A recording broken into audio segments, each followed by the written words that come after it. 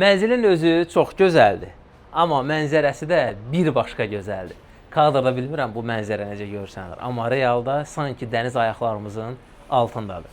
Dəyərli dostlar, bu ev premium bina olan Sabah Rezidence'də yerləşir. Müsahisə 175 kvadratmetrlik geniş bir mənzildir. Bura qonaq otağıdır. 2 panoramik pəncərəyə sahibdir. İndi isə keçək mənzilin mətbəx hissəsinə. Təmirinə, dizaynə də söz ola bilməz. Hər bir kiçik incəliyinə qədər düşünülüb. Sürgülü qapılarda şüşələrdən istifadə olunub.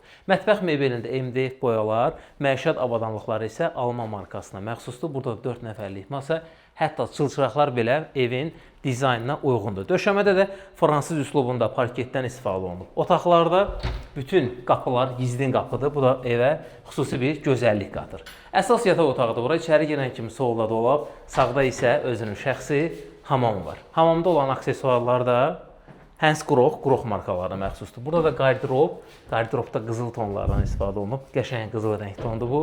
İndi isə keçək çarpay olan hissəsinə. Burada da çarpay, bəzənmə masası və bu möhtəşəm panoramik pəncərədən panorama.